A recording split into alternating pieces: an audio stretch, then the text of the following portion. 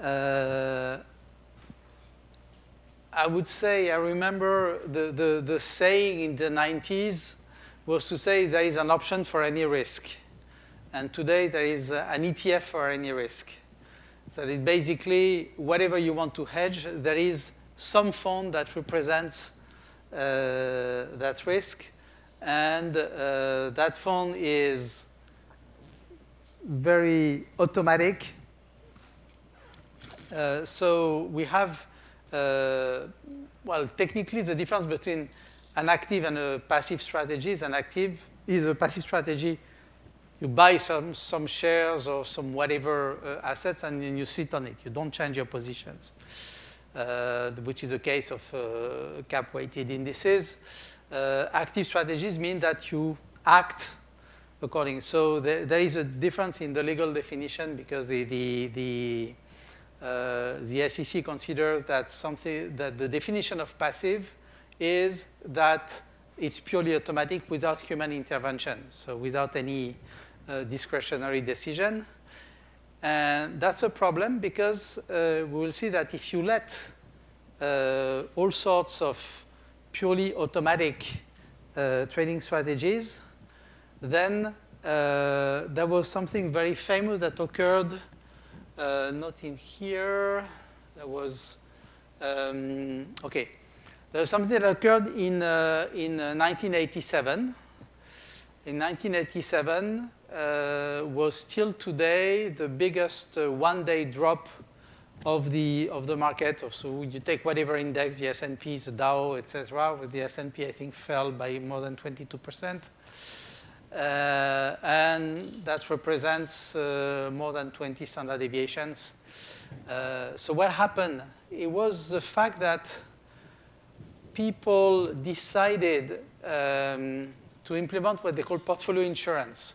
Portfolio insurance was a very clever idea to say if I want to invest and take only the upside of the market, I can use Black-Scholes theory to replicate a call option, get the upside, and not suffer from the downside.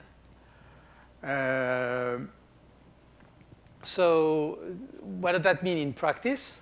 You create artificial convexity. You buy more and more and more when the market is going up, and you sell when the market is going down, except that at some point we had a bunch of pension funds who were all applying the same method, and where there was a small downturn, they all, according to that method, started to sell at the same time and created a massive drop in the market by a huge liquidity crisis. Okay, so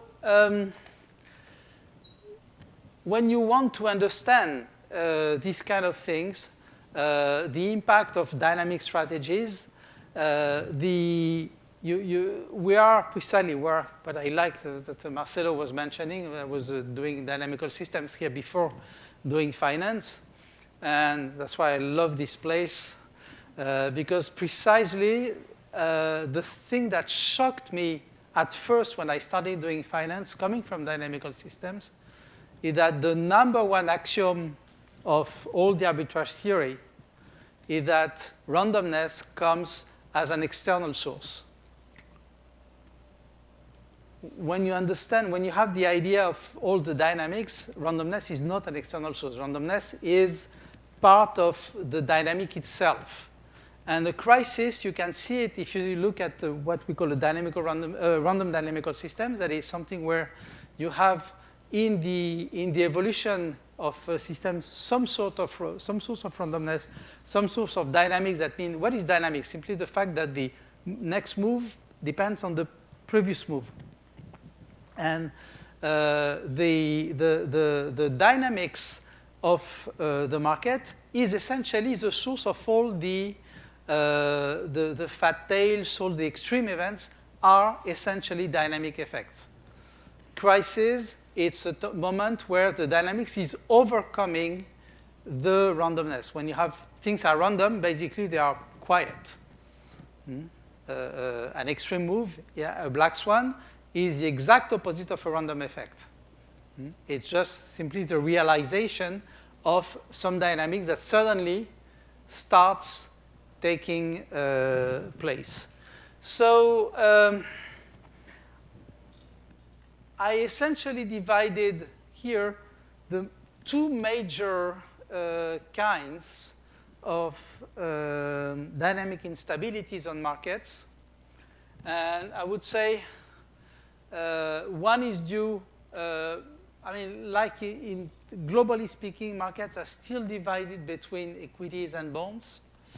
So one is due to a pure equity mechanism. The other one is a bond mechanism.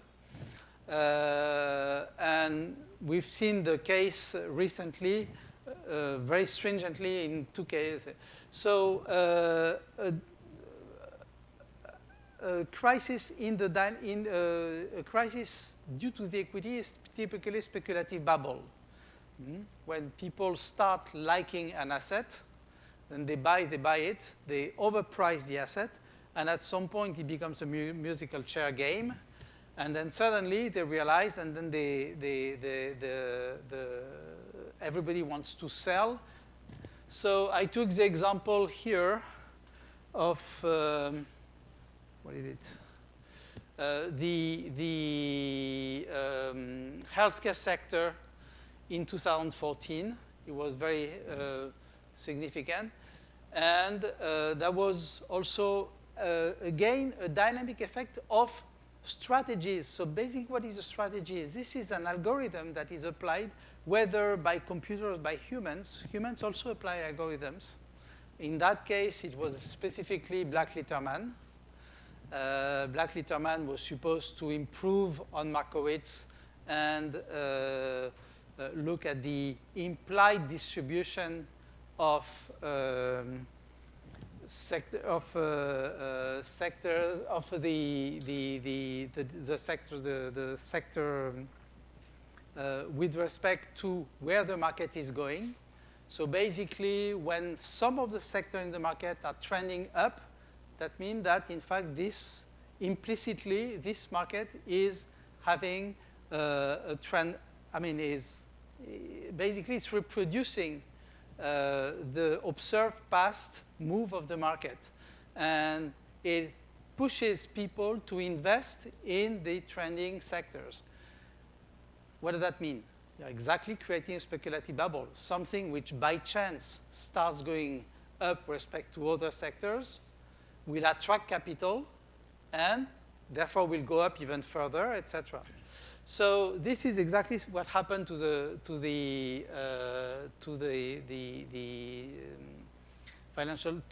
healthcare sector. The most spectacular speculative bubble recently observed was the burst of the tech bubble in 2000, which, when you look at it, matches perfectly an exact other very important speculative bubble that occurred in 2015 in China, with always the same mechanism. You see, you have an investment that attracts capital because there is a true information that's telling you this sector is trendy, there is some value here, but at some point there is so much capital that's coming that the distinction between good business and bad business within the sector disappears, and people invest anything. Then the musical chair game occurs, and then we get, this the burst, the bounce, and an aftermath. The credit crisis is much more a Minsky instability type. Minsky instability, we have one big specialist here, next speaker. So Minsky instability is a mechanism by which you have a business and your business is profitable, so the more money you have, you are able to create $2 out of one thanks to your business model. So it will be interesting to borrow money to increase the size of your business. And you calculate how much you can borrow in an optimal way. you're looking at your profits and the interest rate, the cost of capital to do that. Now, you borrow this money, you invest in your business, and then suddenly you forget that those numbers are not frozen numbers, that your profit may fluctuate, that the cost of capital may fluctuate, and even more so. There is a downturn in the economy, your profit decrease, then your profitability decreases because you are in debt, and therefore the cost of your capital, your cost of refinancing increases because you become less safe as a business, and then starts a feedback loop where you have to borrow at higher and higher interest rates with lesser and lesser profits, and therefore up to the point where you become not profitable and you come into what Minsky calls a Ponzi situation. The real estate bubble in 2007, then the big financial crisis in 2008 is represented as the orange curve here. That is here.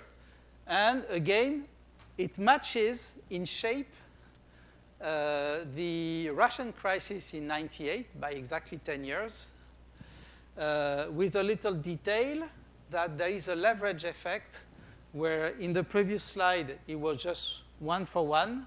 In here,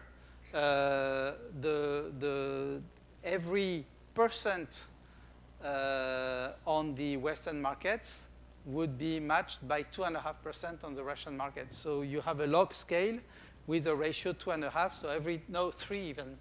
Every time you multiply by 2 on the right-hand side on the S&P, you multiply by 8 on the left-hand side for the Russian market. So these are the two, keep in mind, so those two kinds of instabilities and what happens. So where are the instability coming from?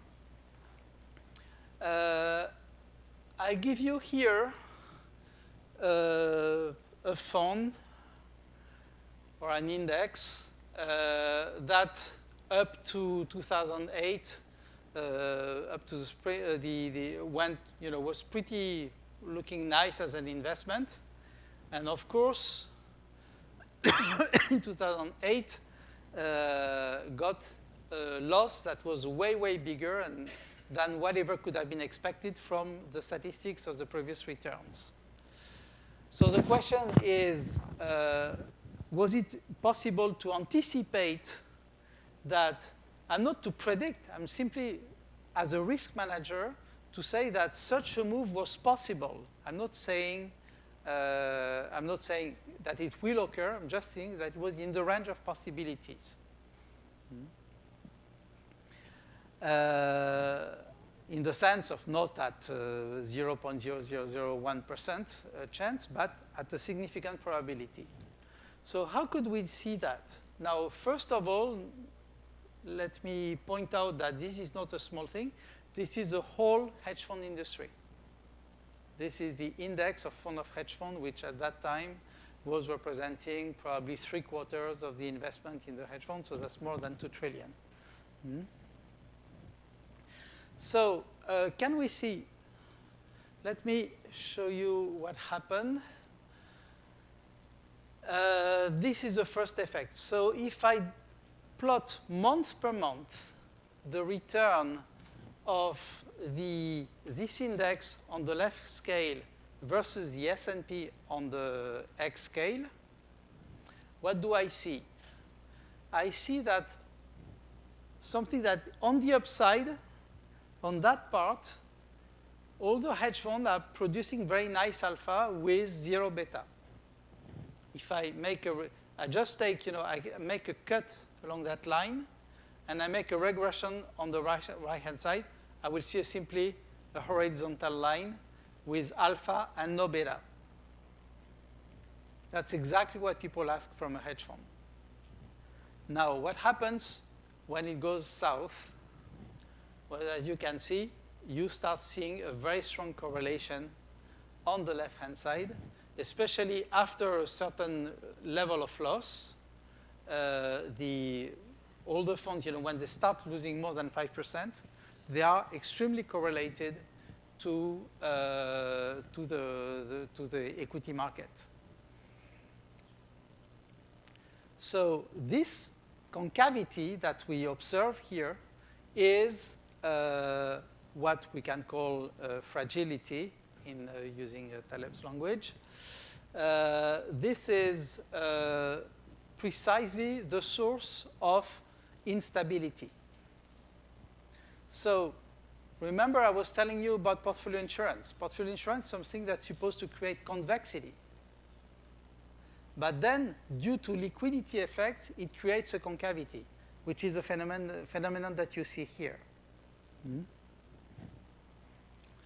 So the dynamic instability mechanism is the one that you can see in this loop, where you have a rise in some factor, then that increases the risk as measured, created sell orders, creates a liquidity crisis. That liquidity crisis itself implies a further jump in the risk factor. And so whether that risk factor is equity, this is the loop that occurs when you have a black swan. Basically, any black swan will be of this kind. Oh, I wanted to show you something in here. Do we go? No. Yeah. This is interesting. So this is the blue index is the NASDAQ.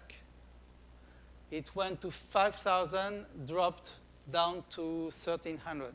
So basically, it dropped by more than 2/3. Where is 9/11? It's on the picture.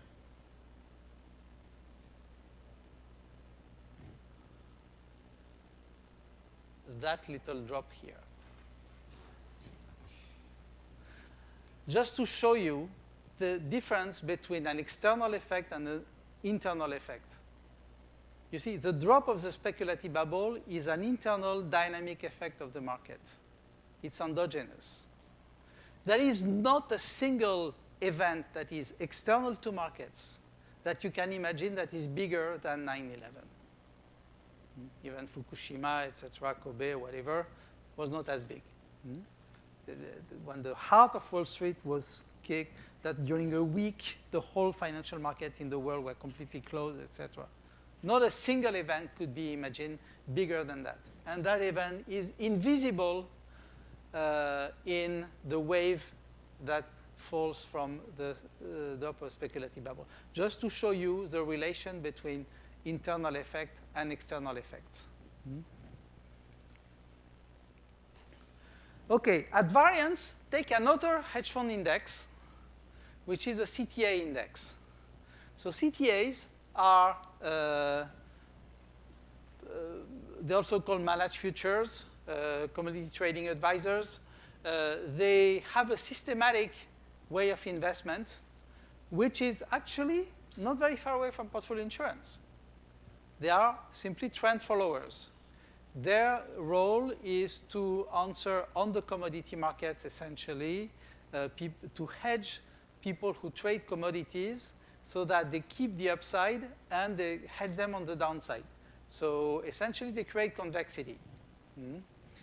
What's the difference is that they create convexity on many markets. They are very diversified. They are good at selecting, when this kind of strategy works and when it doesn't work on different markets, and they flip from one market to another.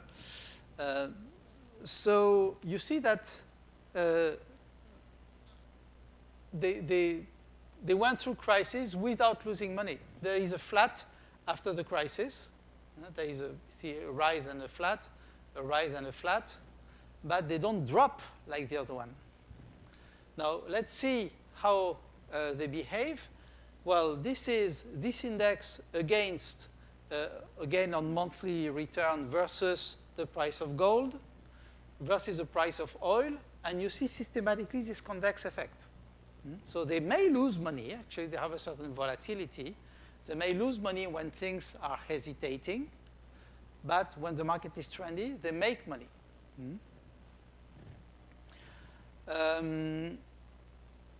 So what are sources of nonlinearities?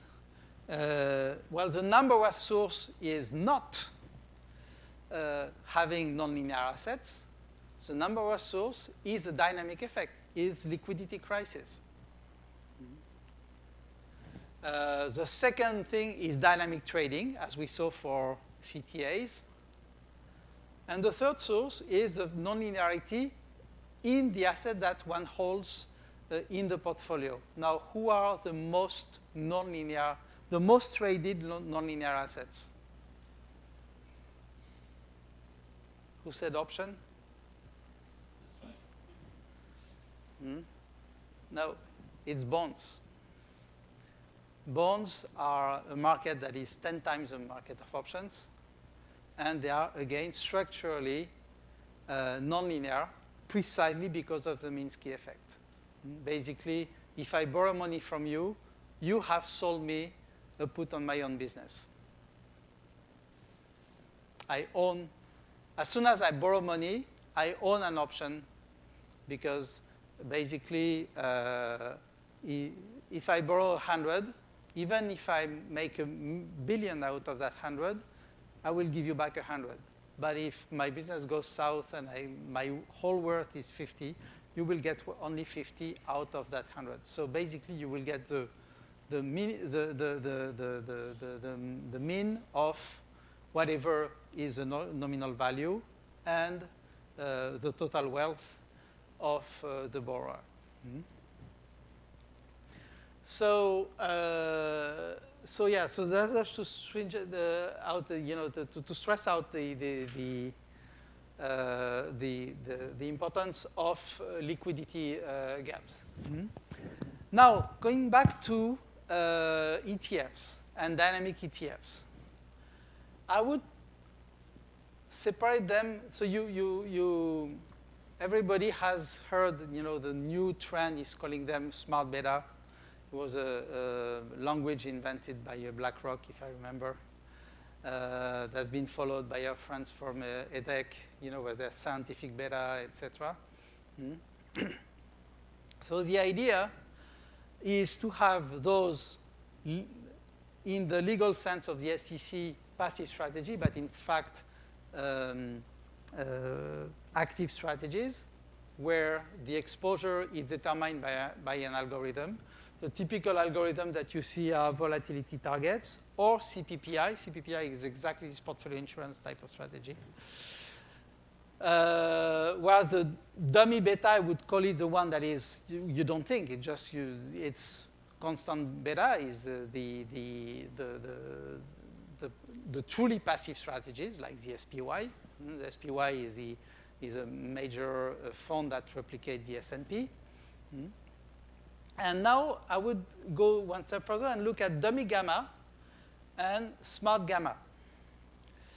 So dummy gamma is the one that, like the CTA, you have some sort of trend following, and you just create your gamma portfolio. In the sense that, okay, you want to be long when the market is going up, be short when the market is going down.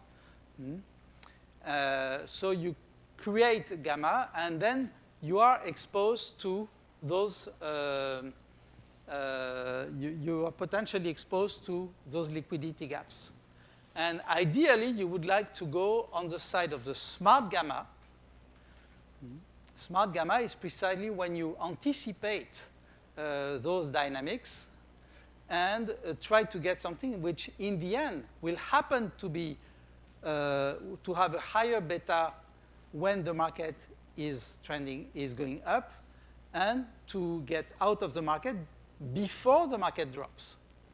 So that, of course, requires either a crystal ball or something that is at least to distinguish when some crisis is going to occur, some market downturn is going to occur, so that you, in advance, are able to get out of the market.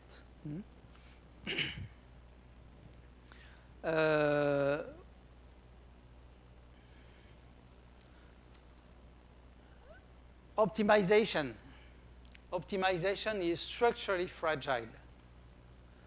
This one, I think I showed this slide many times in here. But basically, optimization is, okay, let me go fast because I want to, so essentially, it says that when you apply an optimizer, you increase the relative importance of risks that are not taken into account by the optimizer. And in here, I want to stress out the mechanism by which this occurs. Suppose that the distribution, we have different regimes in the market, and there is a certain probability of switching from one regime to another. So the distribution of markets tomorrow is some combination of, so some mixture of different types of distributions. Some can be nice here, and some can be terrible. So when you do optimization on a past history that was essentially based on the nicer distribution before the crisis occurs.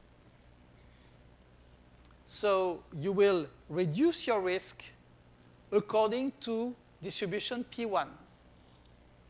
And the pi's are the probability of switching, that's the Markov chain probability of switching from one probability to another. So you optimize your position for this one. What does that mean? That you will use this set of correlations to reduce the risk of your portfolio by a Markowitz type of method. By doing so, either you keep the same risk on PQ, or even you increase it.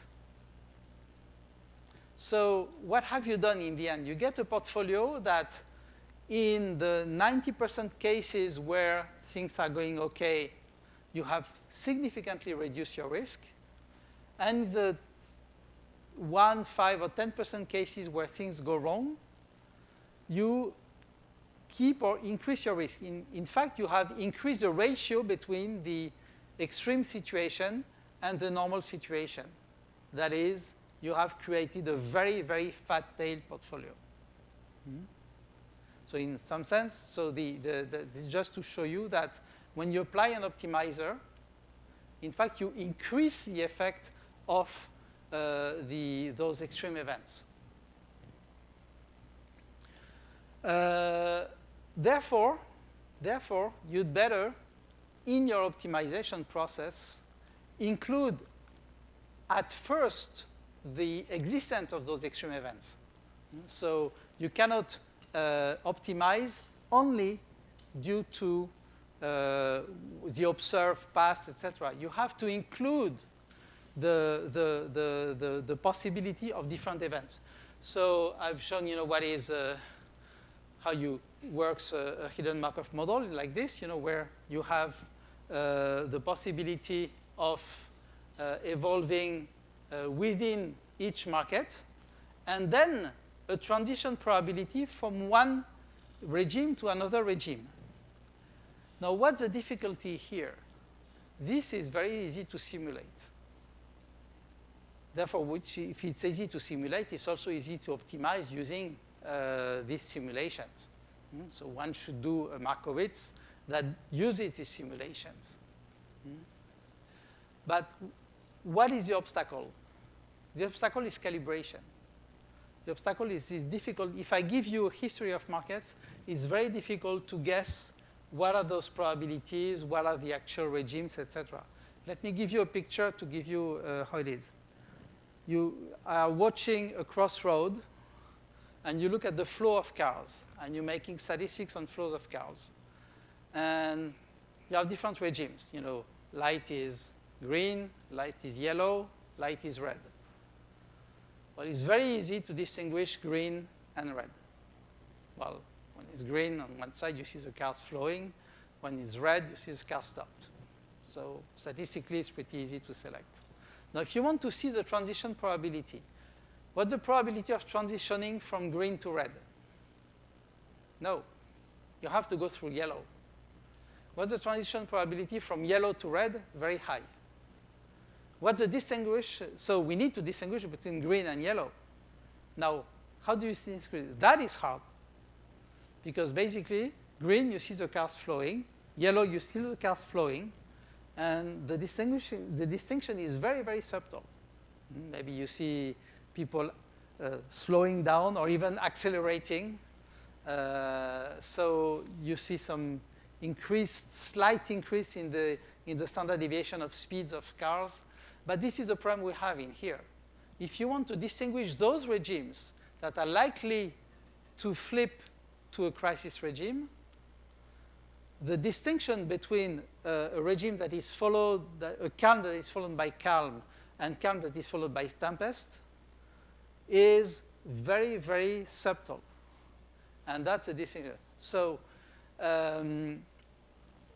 we can, do some statistics, look at the correlation matrix.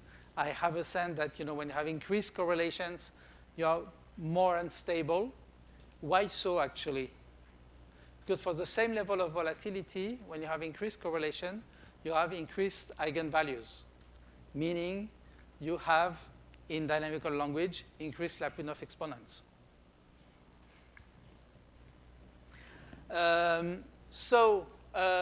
How do we detect things? I think one of the good ways to detect that is to look at pairwise impact of risk factors. And what happens is that when you have a mixture of different dynamic models, what happens is that the correlation, the implied, conditional expectation of the return of one index with respect to another index depends on the regime. When implicitly, if you have a small move, then the regime with lower volatility is more probable, simply because its genuine probability is bigger. But when you have a large move, the Bayesian calculation will tell you it's very unlikely to be in the small regime. It's very unlikely to be 5 standard deviation in a small regime. It's much more probable to be in 1 standard deviation in a high volatility regime than to be 5 standard deviation in a low volatility regime. So very likely, when you go here, you are in a high volatility regime. And let's assume that in high volatility regime, you have higher correlations, therefore higher beta. Then you see nonlinearities. So I would say that the first signature of yellow versus green is the appearance of those nonlinearities. Remember all the theory that I was doing about polymodels that you've heard here many times from me? That is exactly that. This is the signature that we are likely to flip to an extreme regime, like we see here. I took the example of just 2 regimes, but the reality is more like 3 or 4 regimes by different areas. Now, Yao is one of my PhD students who is using precisely a measure. So what she does is very simple. She takes a range of indices. I think she has in here something like 100 indices.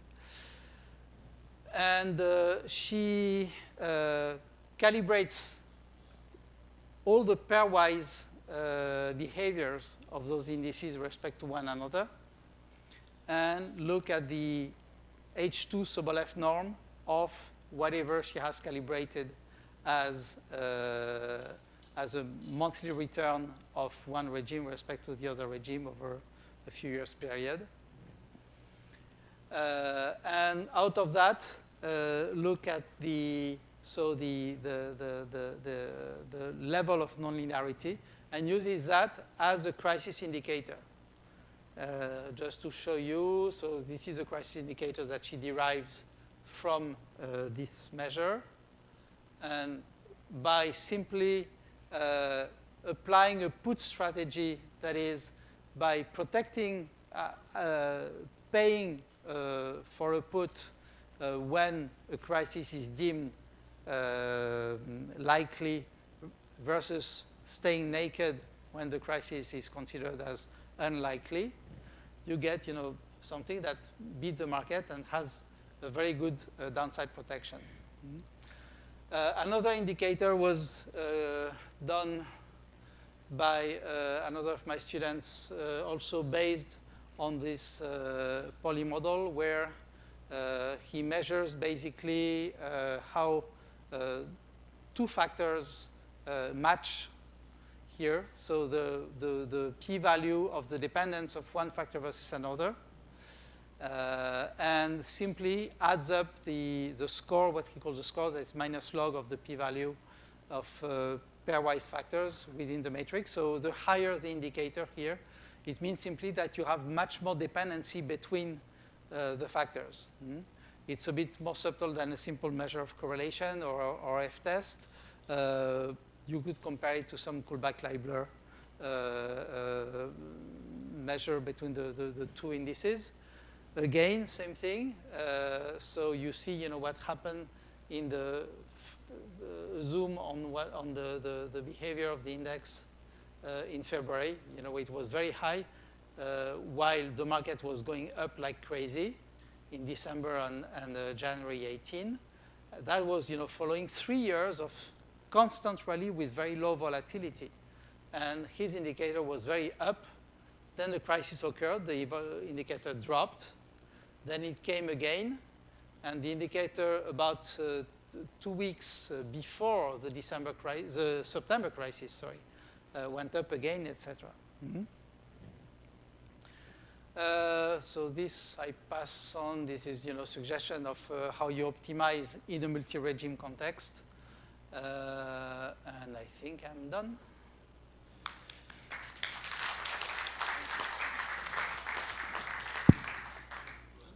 Oh, I'm the chair. Okay, thank